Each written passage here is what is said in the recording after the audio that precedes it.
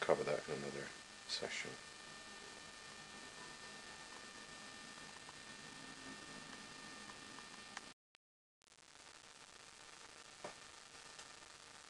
Okay, I'm going to do a little bit of re-etch correction first, and what I've mixed up a solution of about half an ounce of gum and about 30 drops of nitric acid. I'm using this brush. I'm just going to go over these areas that where I've made the corrections, trying to keep fairly defined in there. Just remember, because I've scraped away the old drawing, I've also scraped away the original sort of gum etch. So these areas that I've scraped away to make the correction are vulnerable. They're not protected at the minute. So this is a relatively strong etch. Again, I'm putting it on fairly freely, so if it does burn out a little bit of the neighboring areas, it's not going to look too fiddly, you know what I mean? So let's just layer that on. So this is an extra strong etch. So I just want to try to burn these areas out just a little bit. Make sure those corrections stay. They may not. You may have to do it again. But no problem really. Okay, so we just did that. And now I'm going to add a bit more gum to this to weaken it. And then I'm going to do an overall etch. Add about another half an ounce, something like that. This. It's still not a very strong etch, but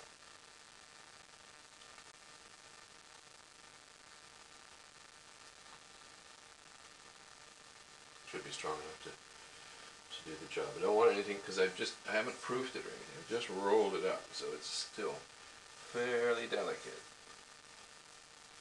I'm not sure this is going to work, but this is what I'm going to try with this one, just as a kind of example. Okay, so the stone was talced, and then extra talc was taken off.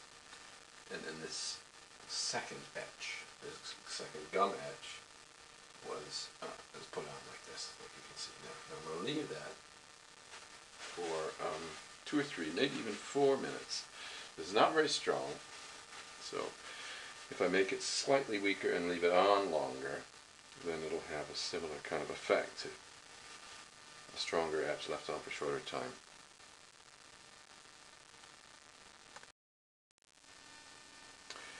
So this is the first proof of newsprint. I just rolled it up and took a proof. So this is fairly important in that you can judge certain things about how the thing is working so far. I can see, for instance, that this test material that I used over here is not working very well. I mean, it will come up, I'm sure, but it's lagging a bit behind, which shows that it has a fairly low grease content or a fairly low ink receptivity content in here. This looks like it'll probably come out a solid, although it looks pretty patchy right now.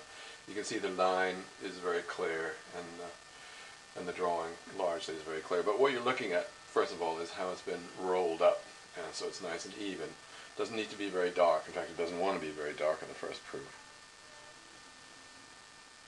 Okay, I'm going to roll it up one more time, take one more proof, and then have a look at the corrections and then change the color.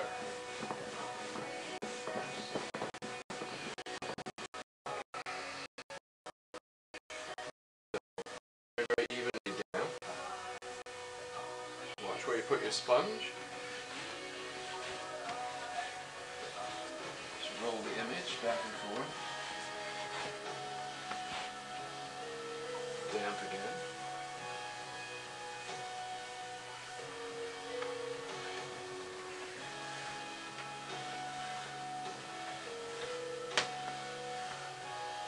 One more time.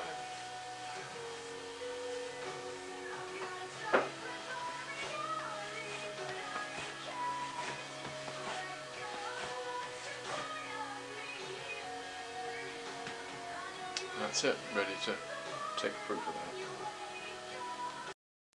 I'm going to mix up some color, and I just want to spend a minute showing some of the inks that I use. These are quite handy because you only kind of use what you need, and They come in these cartridges, and you get one of these dispensers at any DIY place. So that's made by Intaglio Printmaker, and they do a wide range of colors. Something I'm testing out right now are the Gerstatner colors, all from Great Art, which I think is a quite interesting company. I get a fair few things from them. So I'm using this extender really for the first time here, just to see what it's like. And then the other thing I use a bit of, because I got it for some woodcuts, but I don't really, not really using it, so I want to use it up. It's linseed oil based, so all the inks are oil based, of course. And this is Lawrence Relief ink, and I use it, to kind of intermix. Probably wouldn't use it as the main ink because it might be a little bit too greasy, but just as a few sort of added colors, it's fine. So there's a range of other makers, but these suit me pretty well, and I'll mix up some ink so you can see how that's done in a minute. So I've got a couple of colors out here now. I've mixed some white into this extender. Two things really. Give it a kind of slightly translucent effect rather than totally transparent. And it bodies the ink up just a little bit, makes it a bit heavier, a tiny bit stickier, and as a result it prints a bit better. Now I've got this yellow out, this golden yellow. So I'll put a little tab out here. Something like that, and pull this back so it doesn't use any more. And probably a good idea to put the cover on too. And so just take a bit of that, something like that, see how that goes. I don't know exactly what color I'm going for, but something like a kind of neutral, and it'll probably be some kind of orange, just to try. So you mix that up good. And be very observant while you're mixing in, because you can learn an awful lot about color and about ink mixing with a good observant eye. For instance, what I'm looking at now is how thin the ink is when it's kind of spread out. Generally getting a kind of feel for it. It's kind of like a slightly yolky, isn't it? Slightly yolky yellow. But you see how small amounts that I'm adding to there. And you see the overall amount as well. This is quite important, so you don't waste ink. Lithography ink lasts a really long time, so you don't really need very much of it. And a common mistake is to mix up too much, really.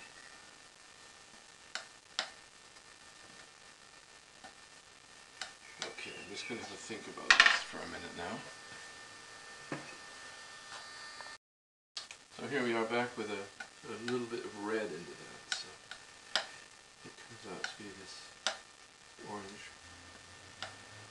color. I'm not too sure whether this is right or not, but I'm going to go for something like this, just as a kind of demo thing. Now, really what I'm looking for is like a mid-tone, nothing more than a mid-tone. Another common mistake people make is starting too dark, which kind of sets the key then for the whole print, and then everything has to be much stronger to kind of survive. So if you have any rules, it would be maybe start with light colors and maybe go no darker with the first few colors than mid-tone. Having said that, you can do some very exciting things by starting dark and going light on top of that, but that's maybe for another lesson. So we got that kind of funny sort of orange. Let's have a go with that now. I'll probably go with that, so I'll see you in a minute again. Alright, here we are back. Just one other ingredient that's quite important is this dryer. That's Trocken paste. I think this comes from Great Art as well. But it's drying paste. It's cobalt dryer, and you can tell because it's got this sort of purple quality to it. All the inks that are used in hand lithography are manufactured without dryers in them. So you really do need to add a bit of dryer to speed it up. Otherwise you can be waiting a very long time for your layers of color to dry. Now this is purple. It actually does